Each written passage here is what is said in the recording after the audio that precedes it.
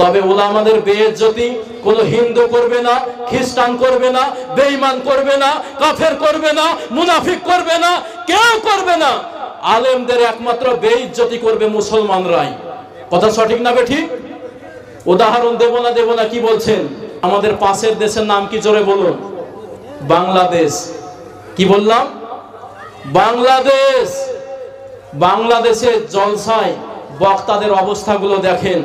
বক্তারা কোরআন হাদিসের কথা বলছে, সুদের বিরুদ্ধে কথা বলছে, জেনার বিরুদ্ধে কথা বলছে, তারপরে অপপ্রচারের বিরুদ্ধে কথা বলছে, তারপরে আলেমদের উপরে যে জুলুম অত্যাচার রাহাজানি চলছে তার বিরুদ্ধে কথা বলছে।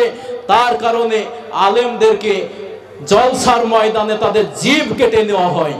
বিশ্বনবী সাল্লাল্লাহু আলাইহি ওয়াসাল্লাম তিনি জানিয়ে দিলেন, ওয়া উলামাউহুম শাররু মিন তাহতা আদিমি সামাই মিন ইনদিহিম তাখরুজুল ফিতনাতু ওয়া ফীহিম তাউদ। নবীজি বললেন, শেষ জামানায় আলেমদের কোনো সম্মান থাকবে না, উলামাদের কোনো সম্মান থাকবে না।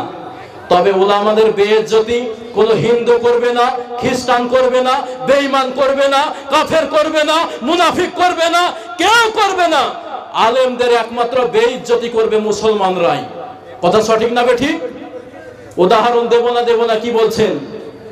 নবীজি বলছেন, একটা পশুর শেষ জামানায় সম্মান থাকবে, একটা গরু ছাগলের সম্মান থাকবে, কিন্তু মুসলমানরা আলেমদেরকে সম্মান দেবে না। তার একটা আপনাদেরকে উদাহরণ দিতে চাই। আমাদের পাশের দেশের নাম কি জোরে বলুন?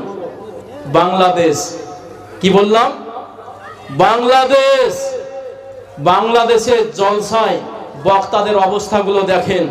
বক্তারা কোরআন হাদিসের কথা বলছে, সুদের বিরুদ্ধে কথা বলছে, জেনার বিরুদ্ধে কথা বলছে, তারপরে অপপ্রচারের বিরুদ্ধে কথা বলছে, তারপরে আলেমদের উপরে যে জুলুম অত্যাচার রাহাজানি চলছে তার বিরুদ্ধে কথা বলছে। তার কারণে আলেমদেরকে জলসার ময়দানে তাদের জিভ কেটে নেওয়া হয়। আজ থেকে 1 বছর থেকে 1.5 বছর হবে একটা বক্তা জিভ কেটে নিয়েছিল। আপনারা জানেন না? তিনার নাম হলো শরীফুল ইসলাম নুরি। কি নাম বললাম? শরীফুল ইসলাম নুরি। তারপরে এই যে রফিকুল ইসলাম মাদানি, ছোট্ট একটা ছেলে, দীর্ঘদিন জেলের ভিতরে ছিল। যারা ইন্টারনেট ব্যবহার করেন আপনারা জানেন। কি নাম বললাম?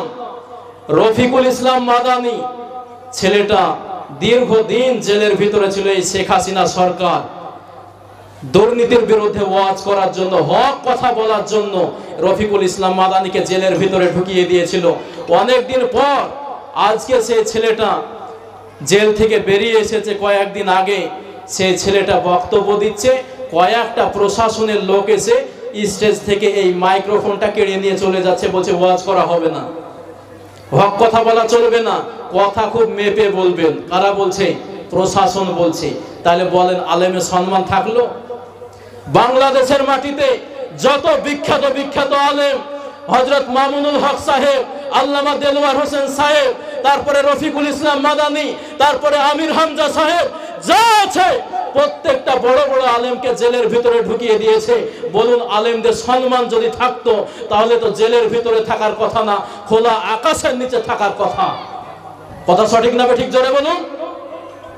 মোহতারাম মুআজ্জাজ সামিঈনে কেরাম, সুতরাং আলেমদের সম্মান কমে যাবে, কিন্তু আলেমদেরকে সম্মান করলে সম্মান বাড়িয়ে দেবে কে? জোরে বলুন। সম্মান বাড়াবে কে? জোরে বলুন। আল্লাহ সম্মান বাড়িয়ে দেবে। আল্লাহ হচ্ছে সম্মান কমানোর মালিক, সম্মান বাড়িয়ে দেওয়ার মালিক হচ্ছে আল্লাহ।